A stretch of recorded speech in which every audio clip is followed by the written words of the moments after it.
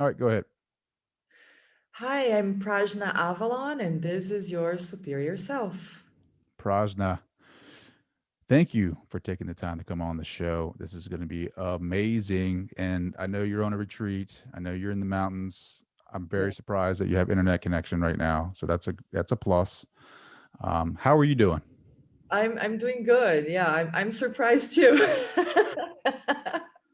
I was crossing my fingers the whole time, so I'm good. It's an amazing retreat, so I'm feeling quite relaxed and connected. So it's really nice. Oh, Nice I'm so time jealous of you right for us now. to talk. I know. What are you guys doing up there? What kind of retreat? Like, what's going on? It's a little bit of a detox retreat, a health retreat, and a spiritual retreat and an emotional retreat at the same time. So it's kind of to reconnect. I often find that I used to not take a lot of time off for myself. But with this kind of work, I feel like I need to take time off before the need for time off comes. So I'm really good at self-care. So I'm here for 2 weeks, which is amazing. It's just such a gift. Mm, where are you at? What mountains are you in? So I'm actually in Brazil, and I am in Rio, in the state of Rio. Okay. So it's in the mountains, a couple of hours from downtown Rio. So where's your practice at? So my practice is online. It's been online for a long time because I live between Brazil and India and the US. Man, So I'm so jealous of you right now. I hear that a lot. Oh, And in between travels here and there, that's not happening too much now. Although I did fly from India to the US to Brazil last year, so it still somehow happened. But so what's your background? Like, where did you grow up? Like, what was your childhood like? I was born in Brazil, in São Paulo, and I actually was born into like a healing family. My parents, my father was a medium, and my mom was starting to train as a healer, and I grew up in a healing community. So I was really exposed to spirituality and um, God and reincarnation and life paths and journeys from very early on. I feel really, really lucky on that. And I was a really spiritual kid, even without that. So I was really extra lucky that I had that to support me. Because I think a lot of people have that is when they're children and they don't really have a parent or a person to support them. And I was really lucky that I did. So yeah, I grew up in that, and then just kind of living a regular life too. I was always very active. I was always an athlete, and I always loved nature. So I hiked a lot and I camped a lot, and I was always very interested in a lot of different things. I think that's why I continue to just go in different places of the world. I think it's in my soul, you know. Oh, I'm sure you have an old wise soul. I Um, know. so you said your dad. Sometimes I feel like I do it. Sometimes I'm like, oh my gosh. There is so far to go still. So you're a healer, and like you said, your practice is online. How do you help heal? Like, what does that look like? Is it a meditation? What does that look like? So it's a connection. So I usually speak to people at first, seeing where they're at, where they're coming from, because usually when we describe our issues, whether it's a health issue or a life issue or a situational issue, every time we connect with something, the energy starts moving. So I start connecting with that as they're sharing themselves with me.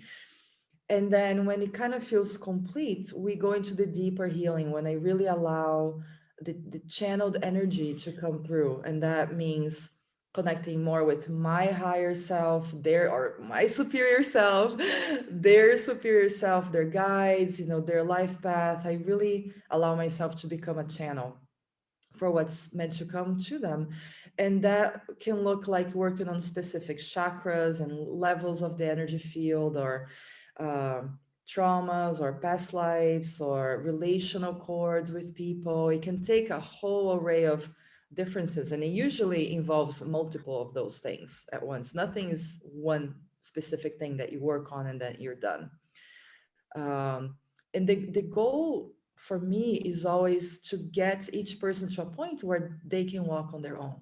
So to get their energy field strong enough, again, that they can process life that comes to them without needing my help or a healer to be doing that for them. Because what you're basically doing as a healer is holding a really positive, energized, healthy container for somebody that doesn't have that at that point. And you're holding a template for their energy field to become that again, because we're all that, right? We kind of get lost along the way. So the goal is always for people to be able to then process life and walk on their own. Mm. Uh, and the true healing, I always feel like it's helping people really find themselves, like come back to their souls.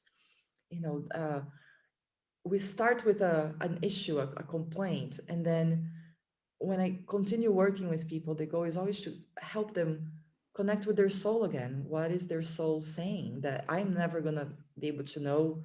Nobody else is going to know. They're going to know. So helping them get in touch with that so their life can flow more effortlessly. Mm. Getting in touch with that soul.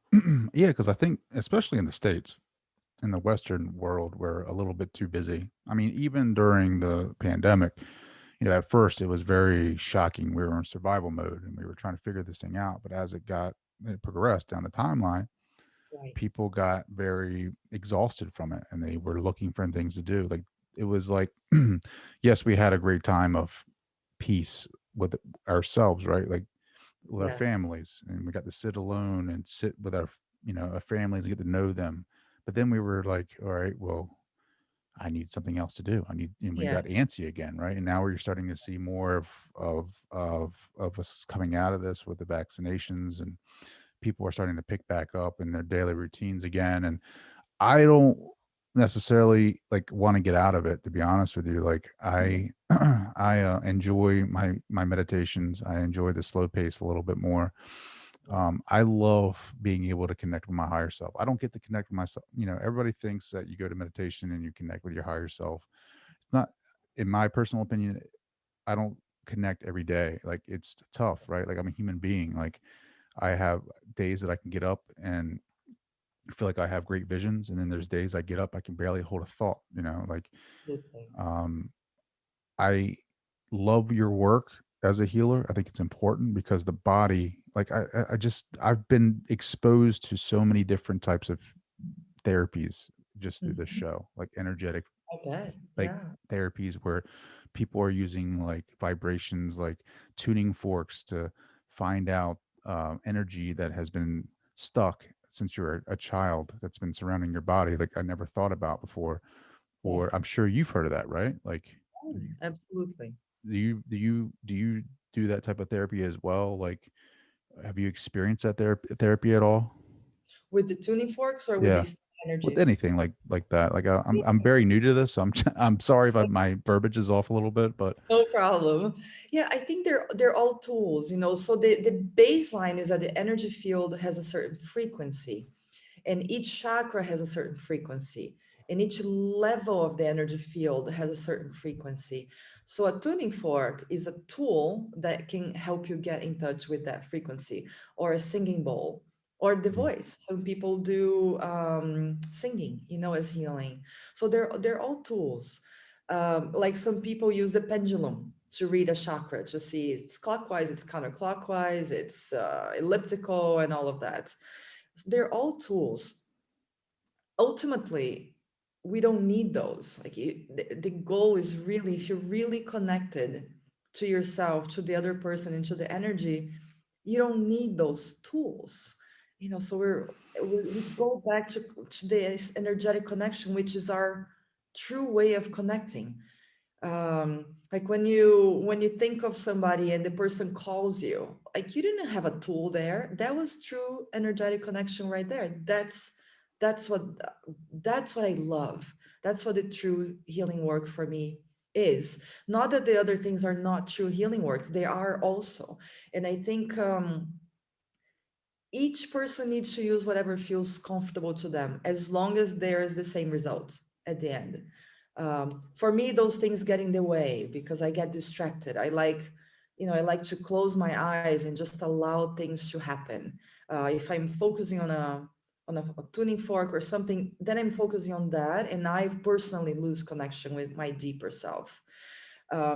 Most of the time when I do sessions, I don't even do videos. We just do voice. Because if you're doing videos, you're looking at the person, you're kind of trying to see how you look and do I look okay and right and all of that. So I took that out, and it goes much deeper because it brings us, the deeper we go in touch with ourselves, the less distractions we have around us, the more we get in touch with our true selves. Sure. I didn't know what the heart chakra was until I went to a friend's, Paul Selig. I went to one of his events, and he channels, and like my heart was like on fire, like it was like vibrating. Like I didn't know what that was. I was like turned to my wife, and I was like, I don't know what is going on, but this area here is like lit up. And that's when I was introduced to like the chakras and aligning my energy. And it's interesting, like some of the ailments that you can have in your body when your chakras are not fully aligned or blocked. Or what do you do you typically see a pattern, and especially now, like certain chakras to certain ailments, like that are especially related to the pandemic?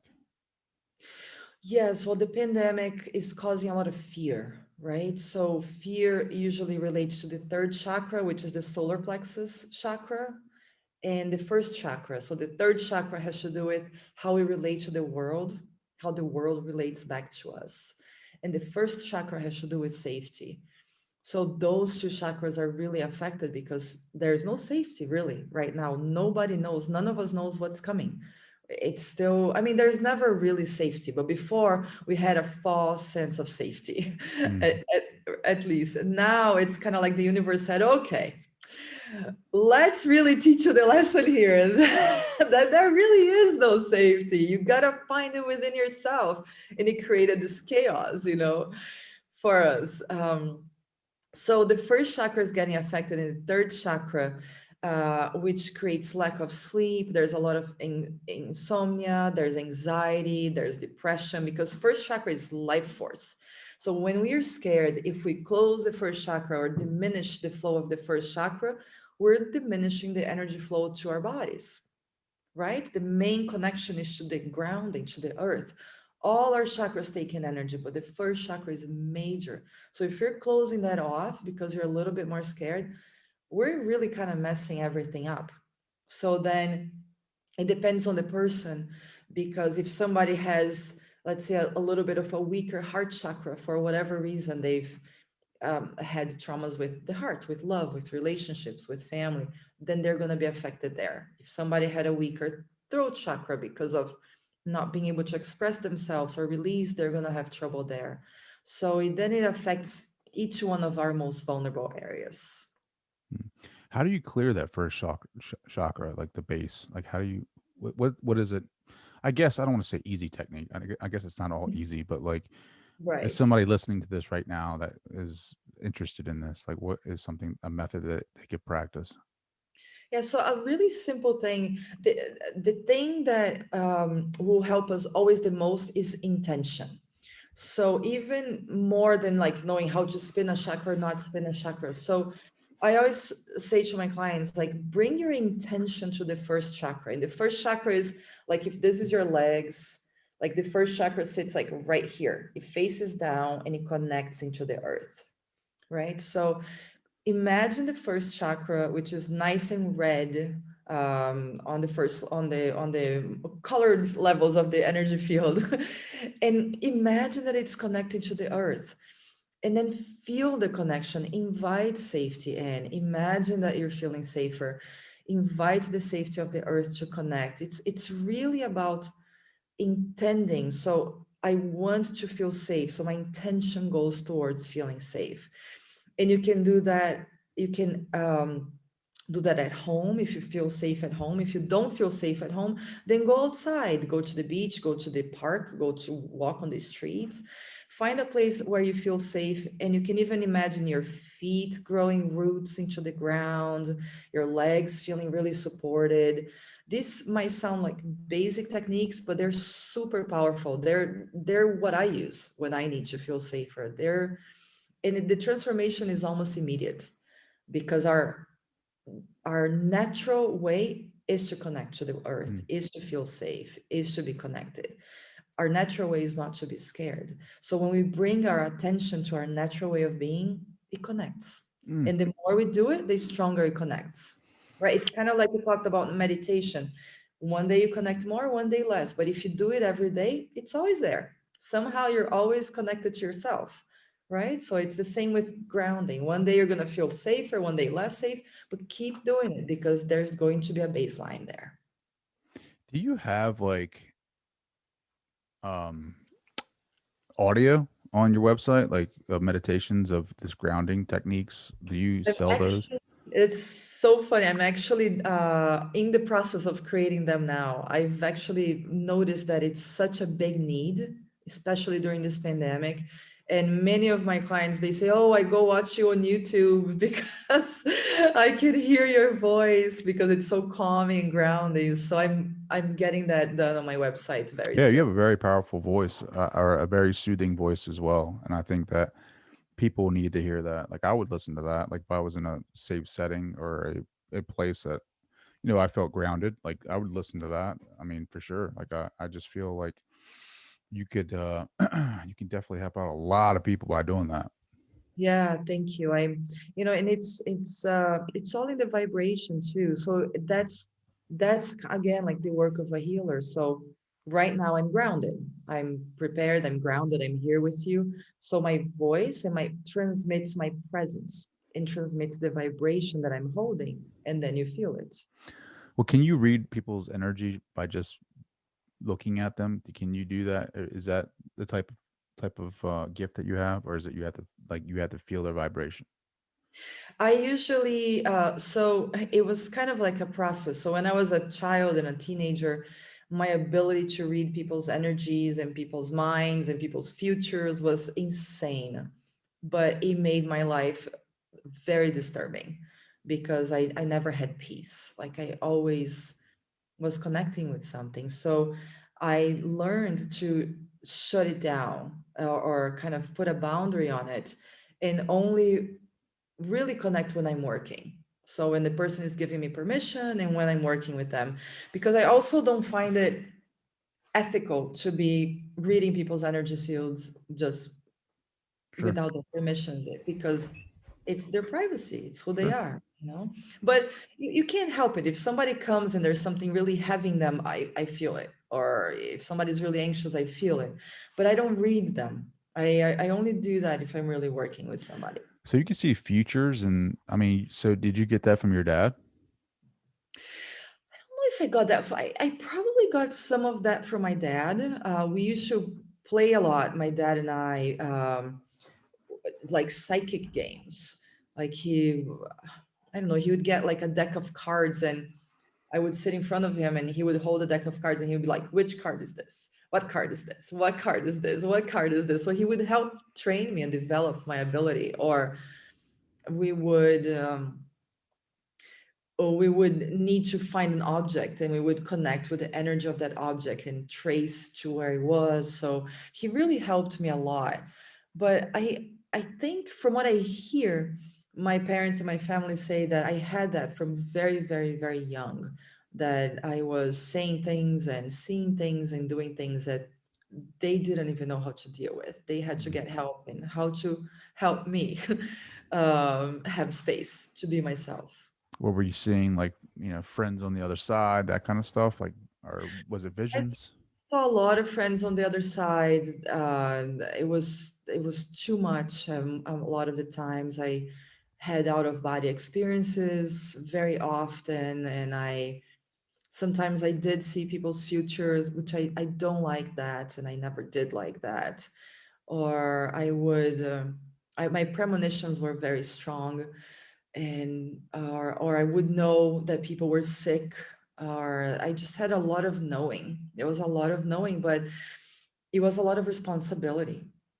it was okay to a certain extent, but I felt really responsible. And when I was really young, like 10 or 11 or 12, people started, like the parents of my friends started hearing about it, and they started coming to me asking about their marriages and their lives, or their loved one that was really sick. And I would talk to them, but it felt like a lot. It was a lot of responsibility, and it also was getting a little bit in the way of my life, because the energy that was coming through me and out of me was so much that I would like walk in a room, and some like plant would fly out of the table and just like smash itself somewhere. Or I would like go to sleep, and I had a lot of rings when I was a teenager. I would put my rings on the nightstand, and the next day I would wake up and they were all contorted and twisted. And from there on, like I was wearing a hat, and the hat would disappear from my head and would show up somewhere else. Or it was crazy, crazy stuff that was fun, but then not fun, because Yeah, well, I don't know. I'd freak out a little bit, right? Like, yeah, well, I was kind of like, I didn't freak out, but I was more because I kind of knew what was happening. Because I was in the healers community, I knew that people that had healing abilities, especially for physical healing, had a lot of extra, they called it that time ectoplasm, like mm, extra, a certain energy that could create physical movement. So I knew that that's probably what was going on. But so I started praying a lot for things to stop, for my vision to stop seeing spirits, for things to just slow down. And they did. They slowed down a lot. They never went away, but they slowed down a lot. And then I learned to control it more. And now it's quite under control, thankfully. that's so amazing. Like, that's so great. I guess because we all want some kind of superpower, right? Like we all want to be like superheroes. We want to be able to fly, like out of body experiences. We want to be Yeah, able to see the future, fortune tell. We want to be able to sure. do all these things and be powerful, move objects. I mean, you're living the dream. I'm living the dream. I'm gonna tell myself that every day. You're I'm living living the dream. the dream. Where did you go for the out of body experiences? I used to have them when I was asleep, but I would wake up and I wasn't in my body. I would be flying around somewhere. And then in the beginning, I used to freak out. And what would happen was that my spirit would go and like land in bed, land in my body. And then I became more comfortable with it. But it happened a lot. But at other times when my spirit couldn't get out of my body, I used to sleepwalk a lot. So that wasn't as much fun for my family, especially. I think my spirit wanted to get out, but couldn't quite do Yeah, it. yeah. What about past life regressions? Have you done those? Yes, I've done those. I I've done those for myself. I do tap into that in my healing work with clients at times, but I'm quite careful with that, because I find that I feel like if we forgot it, there's a reason. So we got to be a little careful with how much we dig, because we have a most people, when they want to do past life regressions, they we all want to see something really great about ourselves, or something nice that happened. And the truth is, we all have done horrible things at lives where we were not as aware, not as conscious. And so I'm cautious, because it has a really strong impact. And also, when you touch a past life, you bring that energy. So if I'm touching a past life with a client, I'm responsible for them dealing with that energy. Me as the healer, I'm responsible for that energy, incorporating the healing into this energy, and then integrating so the person can stay in this life again. It's very complex. Sure. No, people get addicted to that, right? Like they They get get addicted to addicted to it. the idea of living like it's almost like a version of escapism where they want to be there or finding out more about what they did, right? Like you think that were Cleopatra, or you were Einstein or whatever. Like you want to have these experiences where you were a king, like, or a knight or queen or Exactly. whatever, and Exactly. and Or then you don't want sometimes, to be like a murderer or a yeah, thief. And then you or find out you're a murderer or a thief, and now that it just kills you, right? Like it just exactly. like Well, and even if you find out you were a king, then what do you do? What does your what if you're a ego? bad king?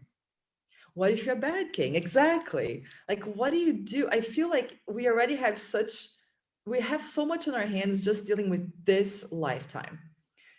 So I usually deal with what's here. Sometimes when I feel guidance or my guides, take me, because everything is in our energy fields. All of our past lives is in our energy fields. All of everything is in there. So when I'm guided there, I go, but it's very rare that there are actually images. There's usually a feeling of like, okay, it feels like you already went through something like this in a past life that went something like that.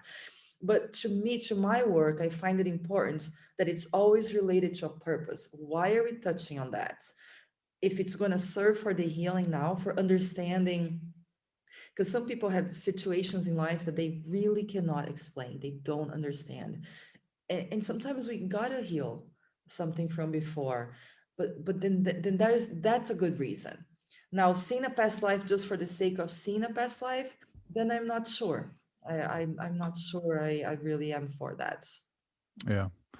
Um, I think I think I was interested in it because of the idea of reincarnation, Yes. and I studied a lot of read a lot of Dr. Raymond Moody's work with near death experiences, Mm-hmm. and that brought in near death experiences, or excuse me, reincarnations, past Yeah. life regressions, Yeah. and it's like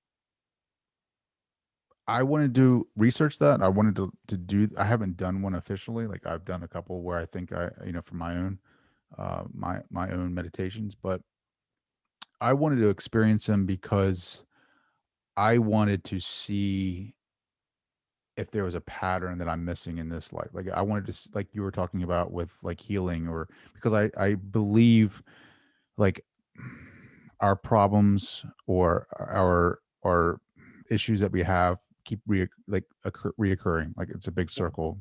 Yeah. Like the universe keeps giving us this situation, and it's for us to learn from it or grow or pass the test.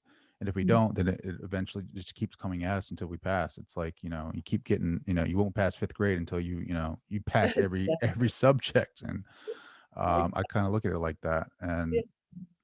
um i I think it's just so fascinating. I just think it just makes sense because I grew up, Methodist.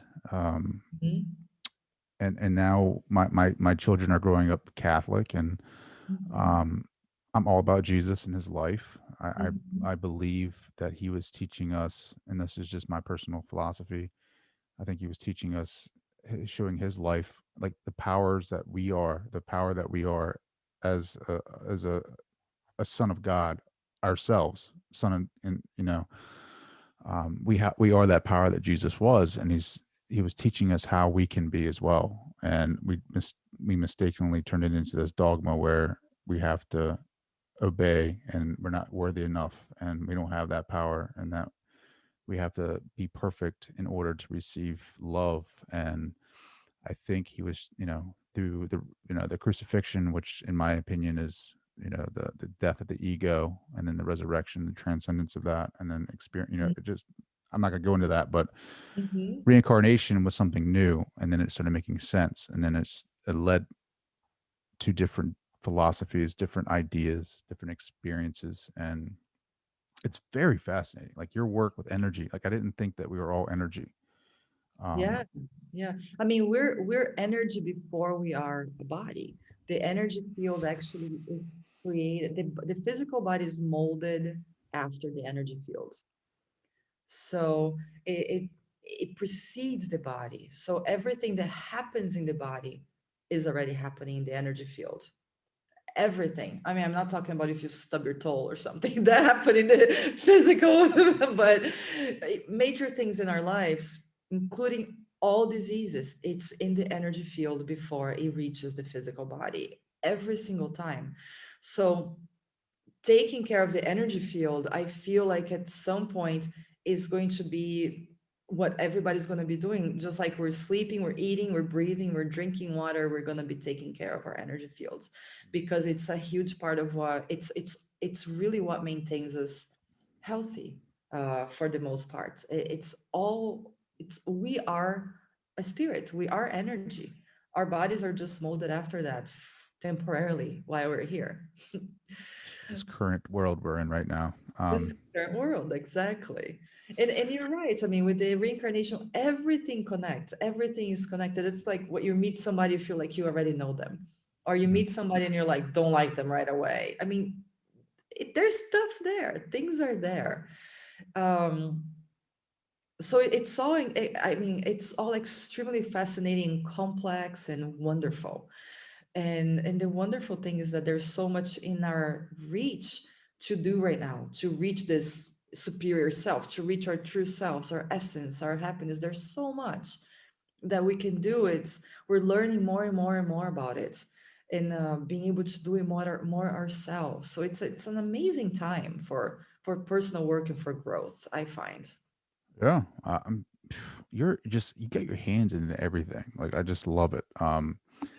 Have you ever like transcended like the ego? Have you ever been like a meditation?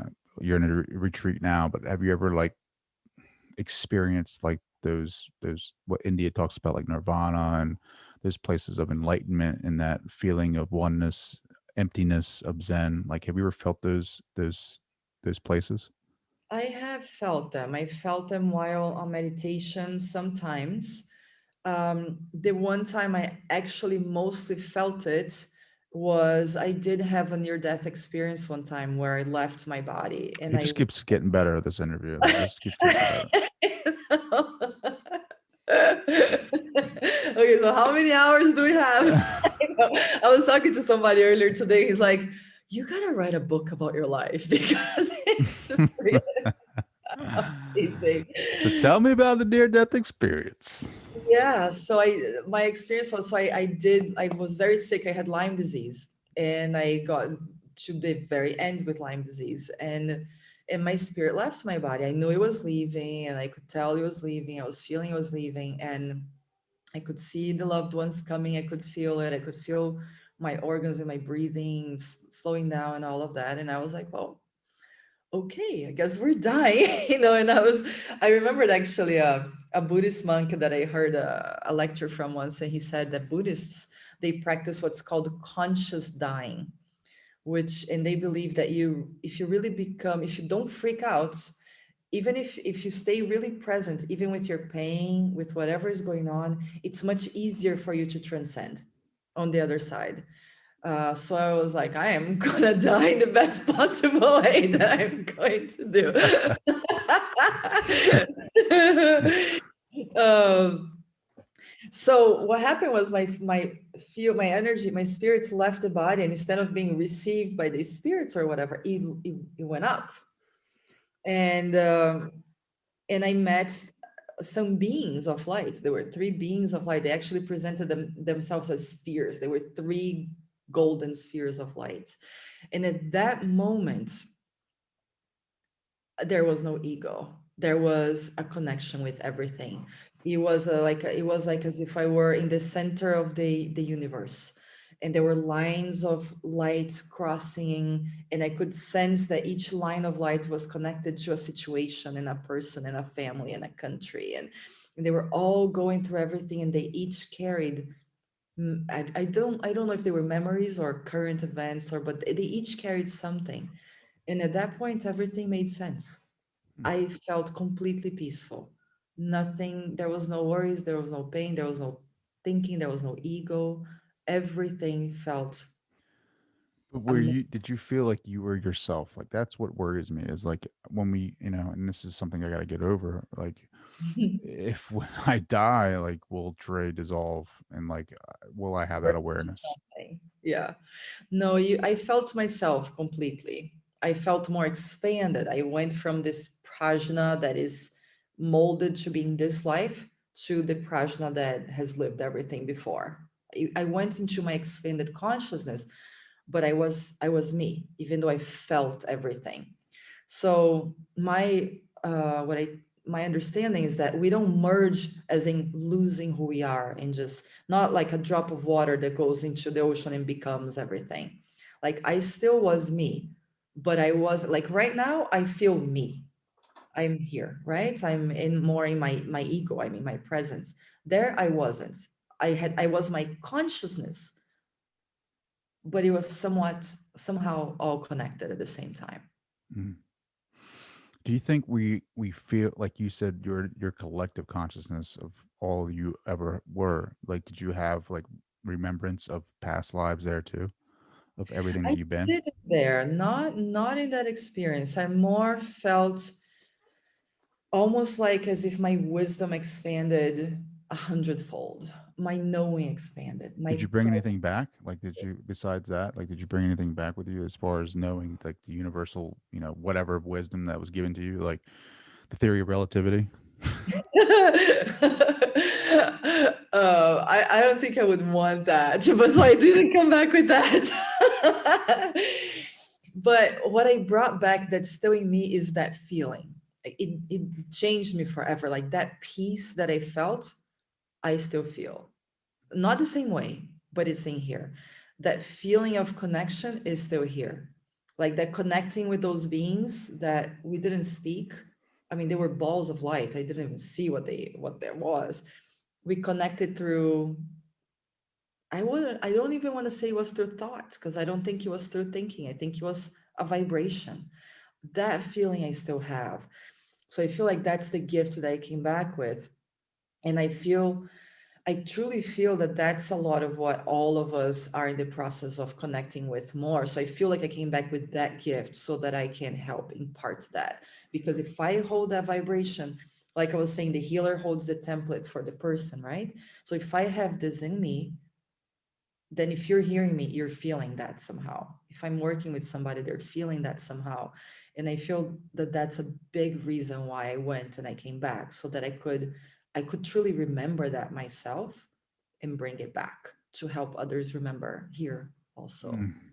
Would after you saw the spheres, did you hear anything like "This isn't your time, go back"? Like, how did you get back to the body?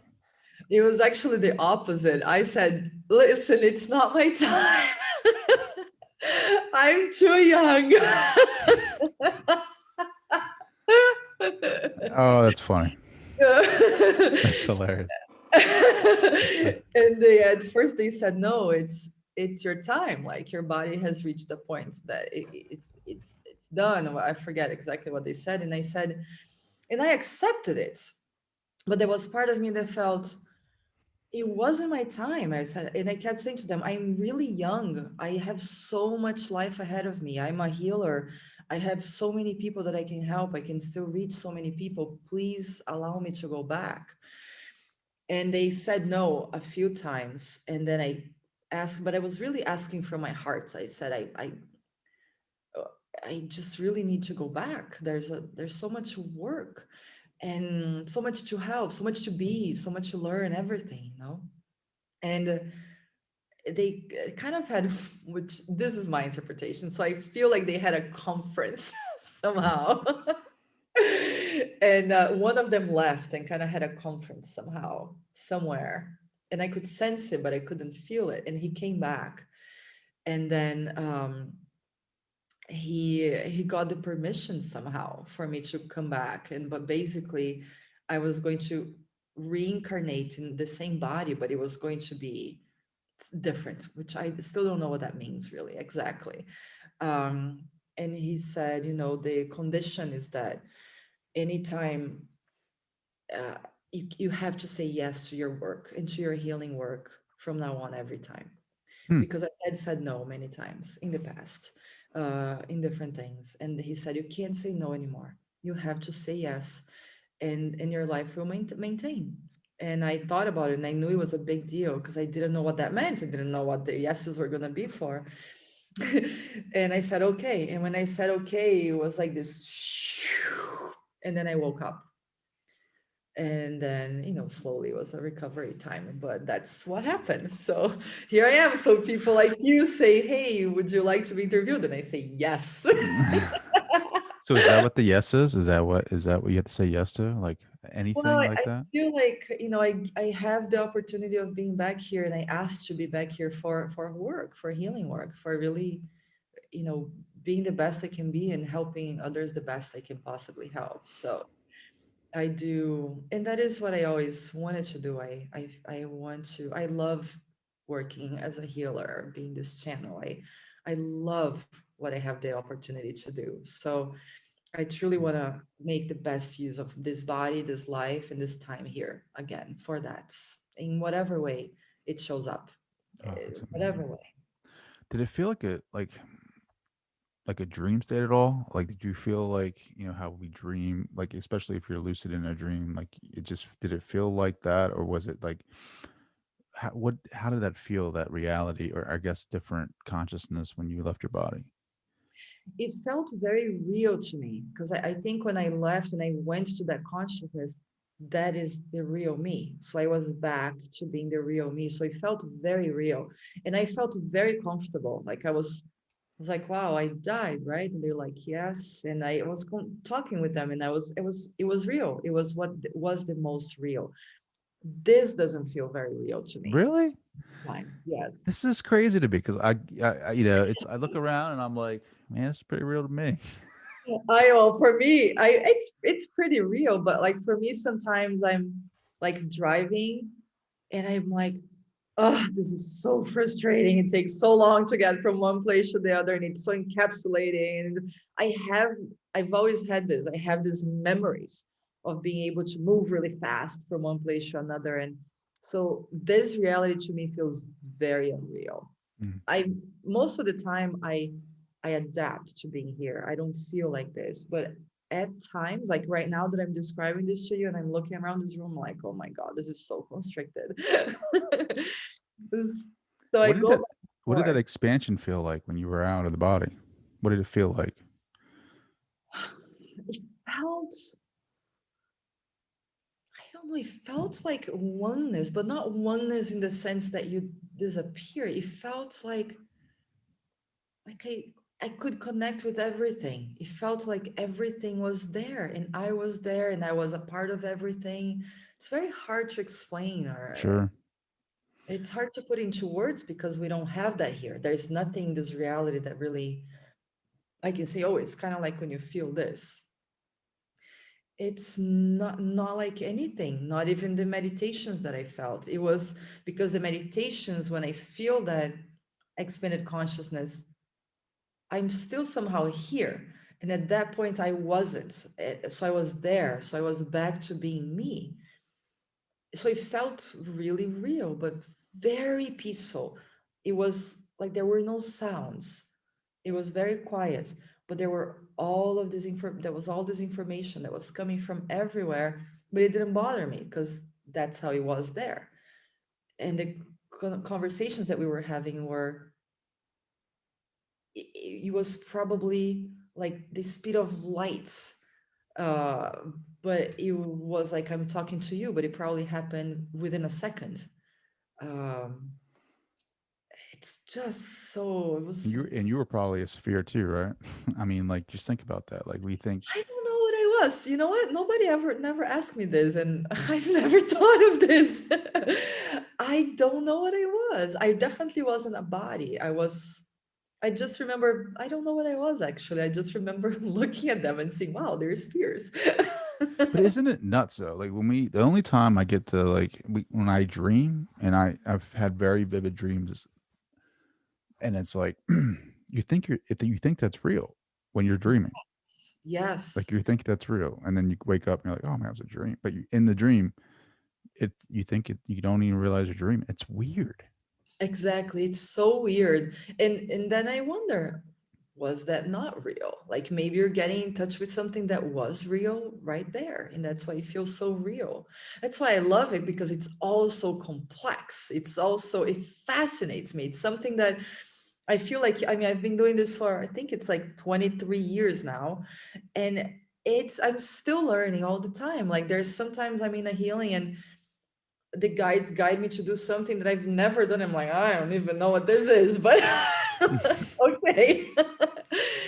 And so there's so much more than we understand, but that's what's so amazing about this, right? Because we can talk and come up with all these questions, and some of them will have answers for, and some of them we won't now. And but it's incredible, all of it. I would love to like have a reading or a session with you just to experience that, just to see what Yeah, it's like. Like yeah, I think it'd be absolutely. amazing. How can people find more out about you? So my website is the easiest way. So it's prajnaavalon.com. So it's easy. So Prajna, as it's written here, avalon.com. Um, and then read a little bit there, get in touch with me. There's some YouTube videos that are of other interviews that I've done like this. Um, and then we go from there. I always I always have asked my guys to bring to me the right people that would have this the right frequency for us to work together, because Mhm. not everybody's for everybody. Just kind of like, you know, I didn't like all the teachers I had in school. I vibed with ones more than I vibed with others. And it's the same for healers. It's important to find a person that you really feel safe with and comfortable with, and that kind of touches something in you. And if anybody feels like that, then absolutely, my arms are wide open. They're wide open. You got to say yes, right? I mean, that's I the. gotta say yes, that's the condition. And I wanna say yes. To me, it's very sacred when somebody comes because they really open themselves. Some people a little bit more than others, but it's a sacred connection. So I take it as a real honor to do each healing. So I do. I really love it. I have such gratitude. Sometimes I finish working and I have tears just like streaming down my face because I feel such deep gratitude to be able to be part of people's lives like that. So, Beautiful. yeah, Mm. if anybody that's really truly wanting to find themselves and heal in whatever way, and if I can do anything to help, what an amazing opportunity, right? What an amazing gift to be able to do that. Mm. Well, I was going to ask you what your legacy is, but I think you basically just said it there. What an opportunity, like a gift to be able to experience that. Thank you Yes. so much for taking the time to come on the show. This has been amazing. I love just being around you and your energy. This has been awesome. Thank you. It's been so wonderful. It just flew by, and what a great conversation. It was like we're sitting on a bench in a park or something talking. I love it. Wonderful connection. Thank you.